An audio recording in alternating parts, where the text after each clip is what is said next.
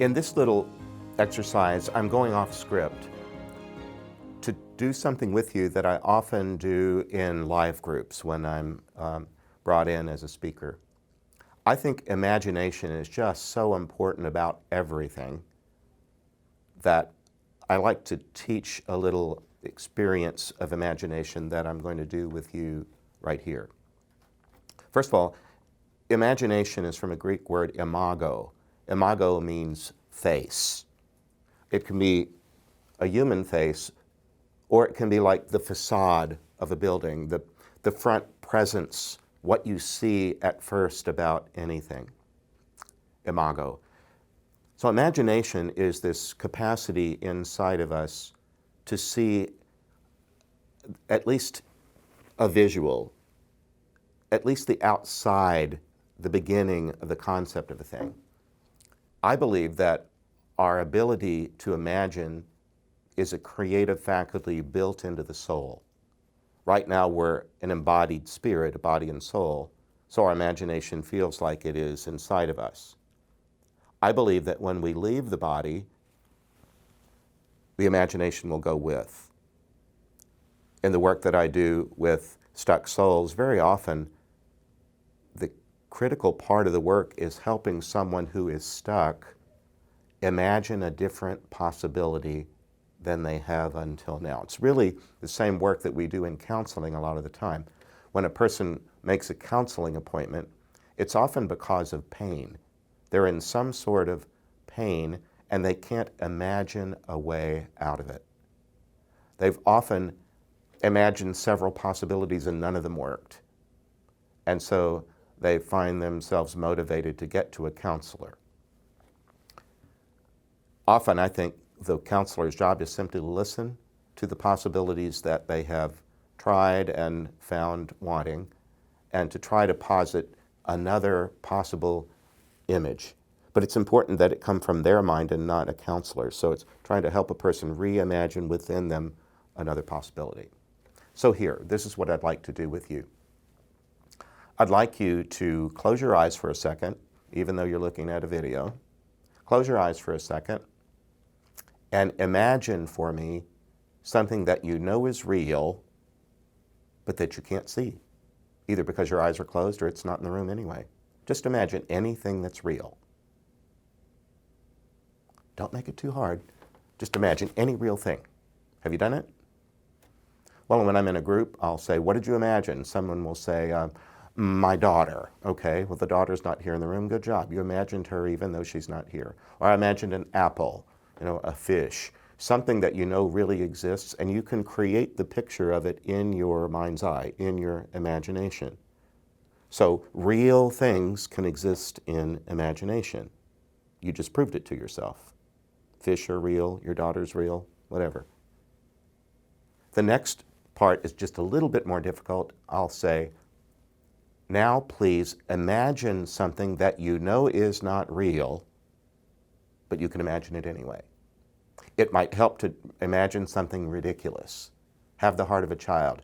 Imagine something really crazy, but not real. Something that you know is not real. When I'm doing this in a group, I usually allow for a little more time, and I ask people to raise their hands when they've completed the task, and it always takes them longer to imagine an unreal thing. But eventually they get there, and usually I kind of chide the ones that still haven't raised their hand. Come on, it's not that hard. Just imagine any unreal thing. Well, then I have them open their eyes and ask, okay, what unreal things did you imagine? I always get unicorns. Most of the time, dragons. Sometimes some sort of like pixies, sprites, leprechauns. But then there's usually a creative person or two that has put together a singing bowling ball. I just made that up. I just imagined it. Bowling balls don't sing. But I do try to ask people to have the heart of a child and create something in their imagination that they know is crazy, and they can imagine it even though it's not real. Okay, so I give them an experience of understanding that imagination can hold things that are both real and unreal. And this next part is important. In the English language, we often use the word imaginary in an imprecise way. I wrote a book about the Wizard of Oz, and in it, poor Dorothy has a really important, true, real thing to say. Somebody's trying to kill her dog, and unless some of the adults intervene, her dog's going to end up dead. But she can't get any of them to pay any attention. They just keep dismissing her. Finally, Auntie Em dismisses her with an old trick of the trade of parenting, stuffs something in her mouth. She makes some donuts, some crullers she's just fried, and she says this, "Dorothy, stop imagining things. You always worry yourself into a fret over nothing. Here, have some crullers just fried." And she pretty much does shove it in her mouth to shut her up. Poor Dorothy is left only with Toto, her dog. She asks Toto an existential question. Toto, do you really suppose there's a place where there isn't any trouble? I might have left that out. That's what Auntie Em wants you to go find a place where there isn't any trouble. Is there really such a place? And she's supposed to be a 10-year-old girl in the movie. She immediately says, well, it's not a place you could get to by a boat or a train. It's far, far away. It's, what does she say? It's behind the moon, beyond the rain. And you know what comes next, don't you?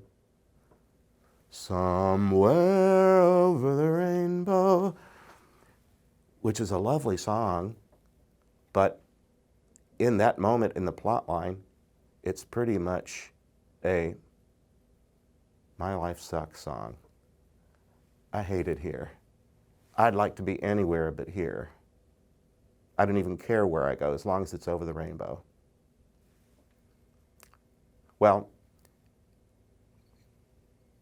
when she's asked to go to this place where there isn't any trouble, I have an exercise that I'd like to do with you a little later, where I'm going to bless your senses and kind of try to amp up your imagination, to take the natural gift for imagination that you already have and use it as a superpower. So stick around for that. That'll be another little video. In this segment, it really isn't video, it's really audio, because I'm going to invite you to close your eyes so that I might guide you inward to the place within you where your imagination will take you, the place where there isn't any trouble. I'd like you, please, first to sit such that your feet are on the ground and that the core of your body from your diaphragm up to your nose and mouth are relatively straight, so that your breathing is from your diaphragm and comfortable. And if you would, pay a little bit of attention to bringing air in through the nostrils and letting it go out through the mouth, kind of creating a gentle circular flow in through the nostrils and out through the mouth.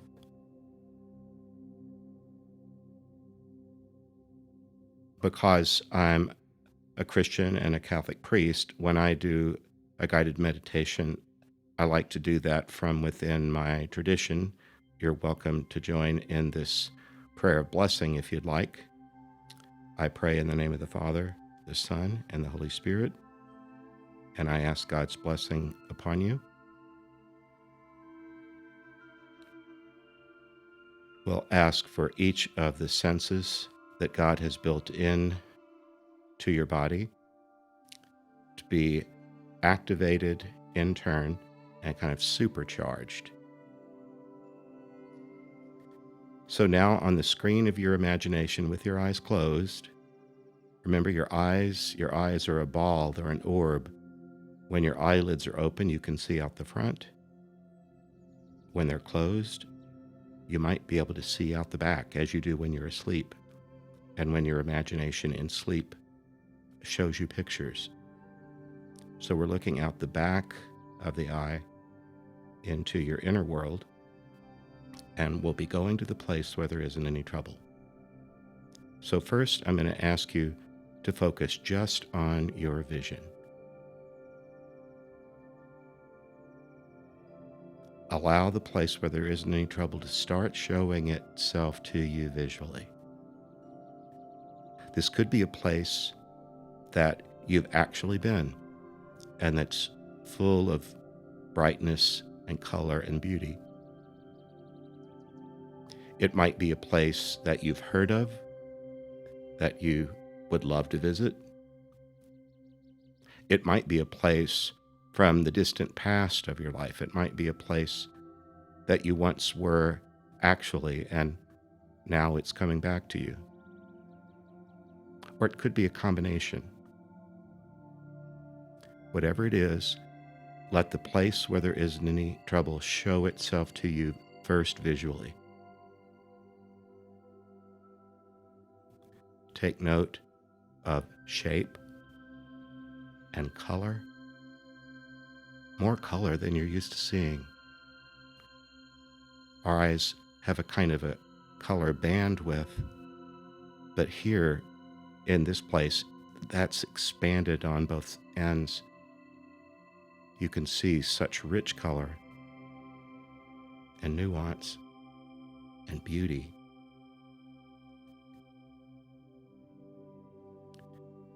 Take note, are you seeing mostly outdoor elements, things in nature? Or are there inside elements too, things that one would find indoors? Whatever it is, it's gorgeous, and it's only getting more beautiful as you pay closer attention to what your inner vision shows you of this place where there isn't any trouble.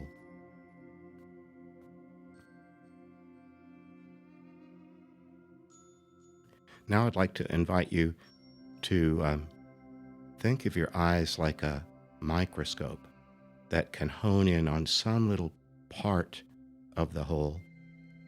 Allow your inner vision to go to some part of this scene where there's beauty underneath beauty. You wouldn't have noticed it if you hadn't looked at it kind of under the microscope, or at least with an appreciation for small detail.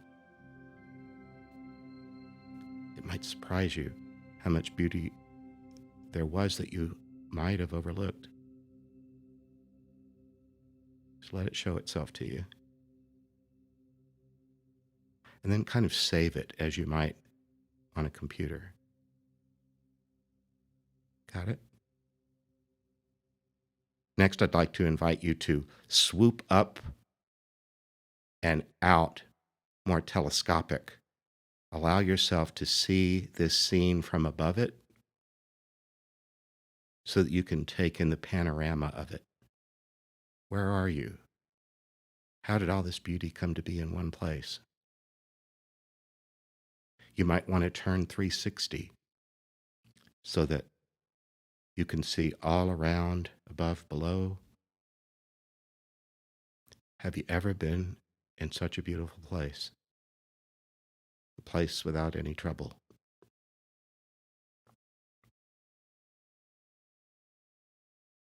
Now, again, I'm going to ask you to save that as though on a computer. Maybe come back to the ground level. And we're going to move now from visual to auditory. I'm going to ask a blessing over your sense of sound. Be still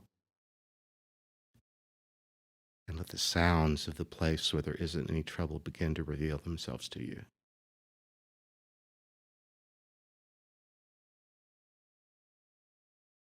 Are you hearing nature sounds?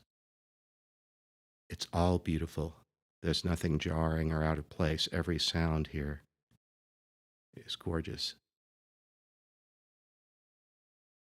You might hear sounds that the wind makes, rustle of leaves. Could there be bird song or something melodic? Maybe a tune. a familiar melody, maybe the sound of rushing water. Any sound here is going to be beautiful and calming and perfect for this place.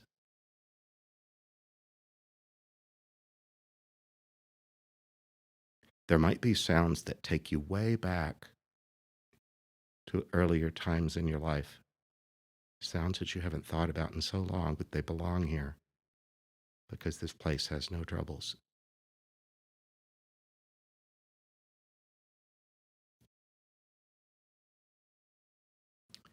Drink in the wholeness of it, of the peaceful sounds in this place where there isn't any trouble.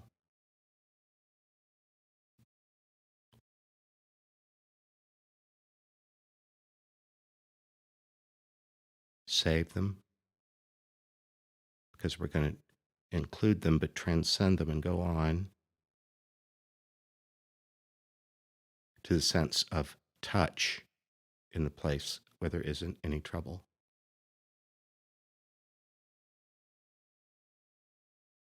Pay attention to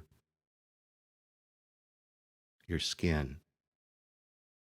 It's the organ of touch all over your body. This place where there isn't any trouble, what does the sense of touch tell you about this place? Is it warm or cool? Can you feel a breeze? Can you feel sunlight on your skin?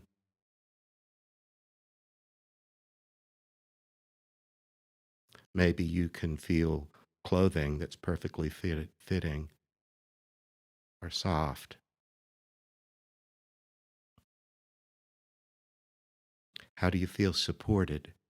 Are you standing or seated or leaning against something? This place wants you to be here. You belong in the place where there isn't any trouble.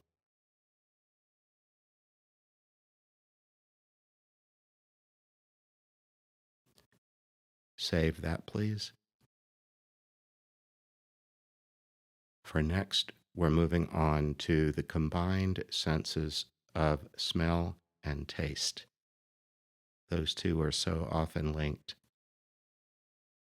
In the place where there isn't any trouble, let your imagination focus on the combination of taste and smell. As you breathe in, what are the aromas, the fragrances? Maybe there'll be something sort of musty, the damp earth. Maybe the smell of the air after a rain, when the air's been cleansed of any impurity.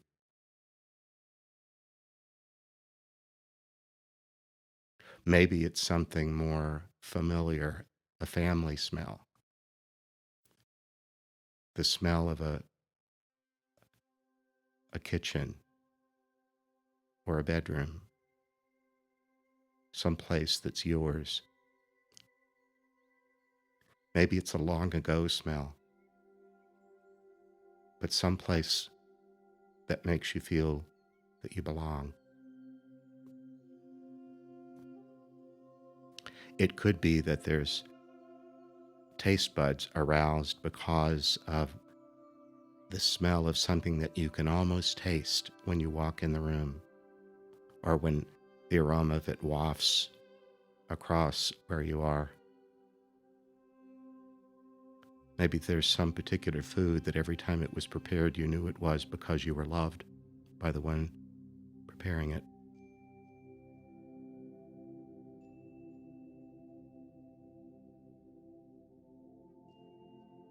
Try to savor the fullness, the wholeness of these combined senses of smell and taste in the place where there isn't any trouble.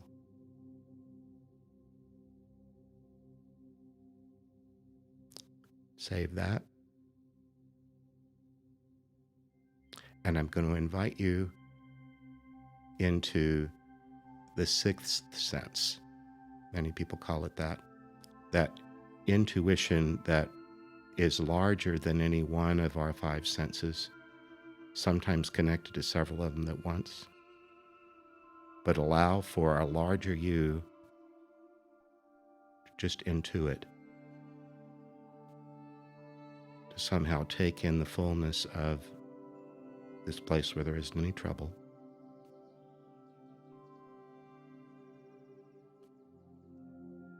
And take in what's beyond the ability of your senses specifically to describe.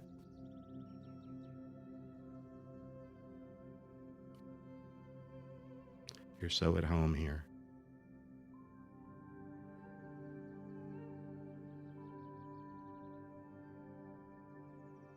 It feels so peaceful here and so beautiful in every way that it could be, that you might just want to stay here and savor it. Enjoy it all by yourself because it's yours.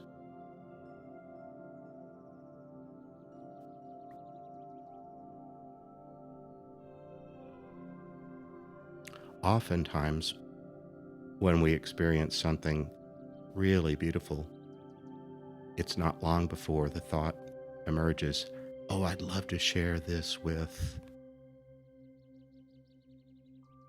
If that thought arises in you and you'd like to share this place with someone, who would that be?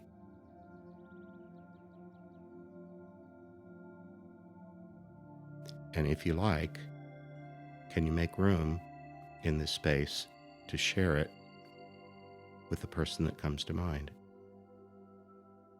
Either someone that you explicitly invite and call, or someone who surprises you and shows up because they belong here.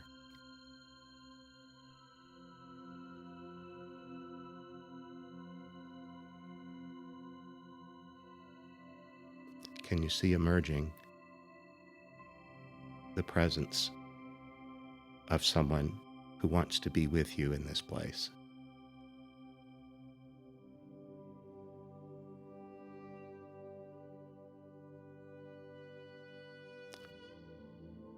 It could be someone currently alive on the earth.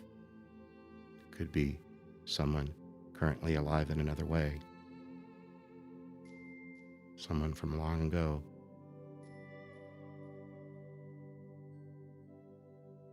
They just belong here, just as you do.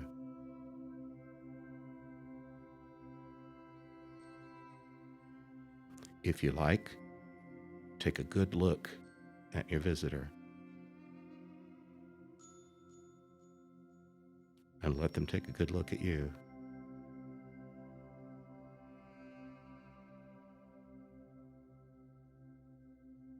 Are there words to be exchanged?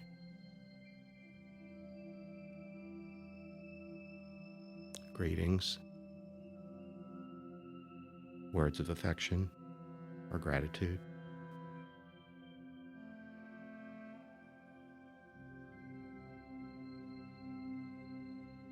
It's the place where there isn't any trouble, so every encounter here has its own beauty, its own perfection.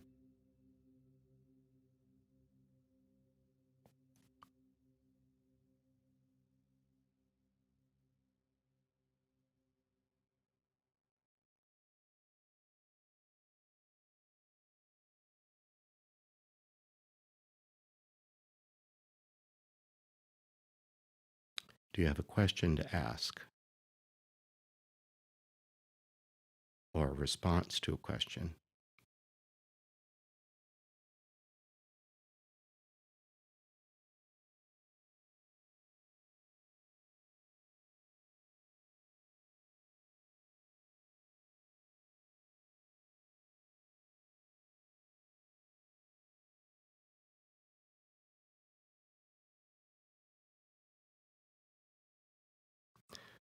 This place where there isn't any trouble is unencumbered by time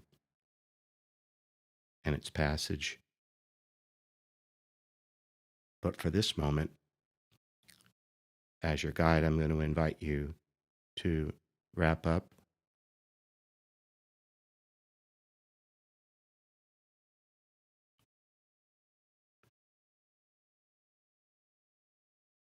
express any parting,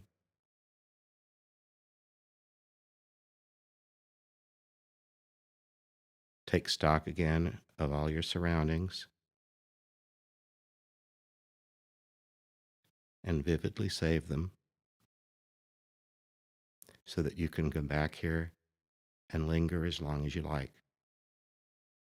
Come back as often as you please. But in this moment, I'm going to invite you back to the sound of my voice.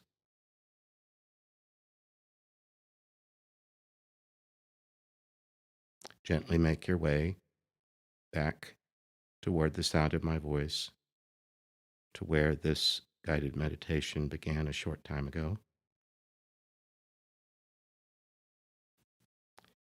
And when you're all the way back, gently open your eyes.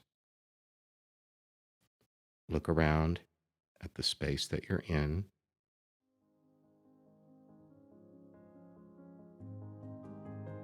And dwell there.